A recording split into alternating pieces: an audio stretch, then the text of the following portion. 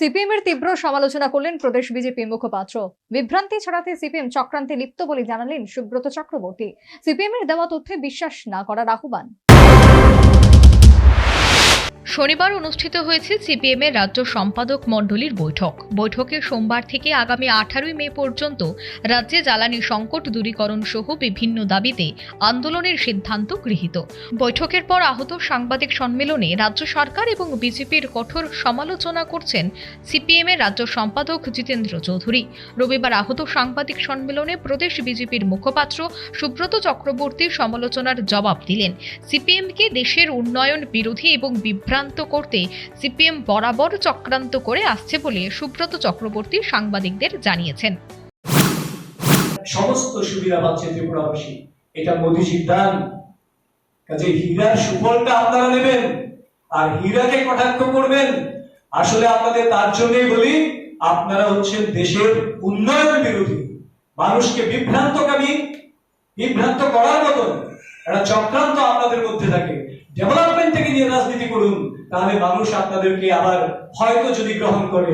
কিন্তু আপনাদের রাজনীতি যেহেতু মানুষের ডেভেলপমেন্ট নিয়ে নয়, সংকীর্ণতা নিয়ে, ব্যক্তি স্বার্থ নিয়ে, দলীয় স্বার্থ নিয়ে, তার জন্য গোটা রাজ্য থেকে আপনাদেরকে ছাড়খাড় করে আপনাদের পাত্তারি গুটিয়ে রাজ্যবাসী।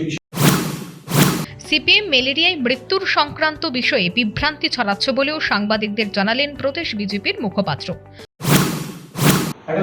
সাম্প্রতিক একটা দুর্ঘটনা, দুর্গাজ দেববর্মা বলা হচ্ছিল কোঅপারেটিভ ব্যাংকের, স্টেট কোঅপারেটিভ ব্যাংকের পরীক্ষা দিতে গিয়ে তিনি প্রাণ হারিয়েছেন দুর্ঘটনায়। অত্যন্ত দুর্ভাগ্যজনক ঘটনা, আমরা দুঃখ প্রকাশ করছি। কিন্তু তার সঙ্গে তিনি যে দাবিগুলি করেছেন, যা ঘটনার সঙ্গে সঙ্গতিপূর্ণ নয়, তার জন্য এই ঘটনা দুর্ভাগ্যজনক, দুঃখজনক হওয়ার পরেও সত্যটাকে প্রকাশ করা আমাদের দায়িত্ব। দুর্গাজ দেববর্মা ক্যান্ডিডেট ছিলেন না। ত্রিপুরা স্টেট কোঅপারেটিভ ব্যাংকের যে পরীক্ষা বাইরে সংগঠিত হয়েছে, তার ক্যান্ডিডেট দীপরাজ দেববর্মা ছিলেন না, সেটা অথেন্টিক করছি আমরা। জ্বালানি সংকট নিরসনের ব্যাপারে সুব্রত তিনি বলেন, 1 বছরের মধ্যে ডিপোর কাজ সম্পন্ন করার লক্ষ্যমাত্রা নিয়ে কাজ চলছে।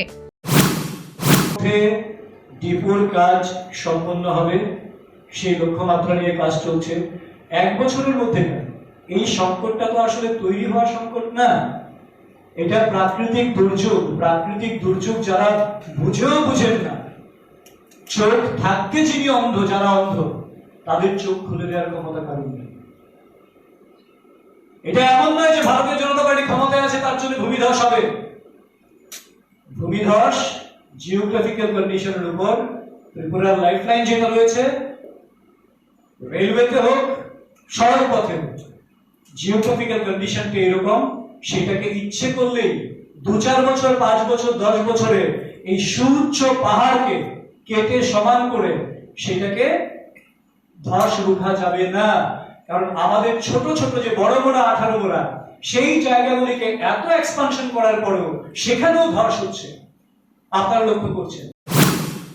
পাশাপাশি ত্রিপুরা স্টেট কোঅপারেটিভ ব্যাংকের নিয়োগ সংক্রান্ত পরীক্ষাবাহী বাস দুর্ঘটনায় যারা আহত অবস্থায় চিকিৎসাধীন, তাদের পুনরায় পরীক্ষা গ্রহণের ব্যবস্থার উদ্যোগ গ্রহণের চেষ্টা চলছে বলেও তিনি জানান।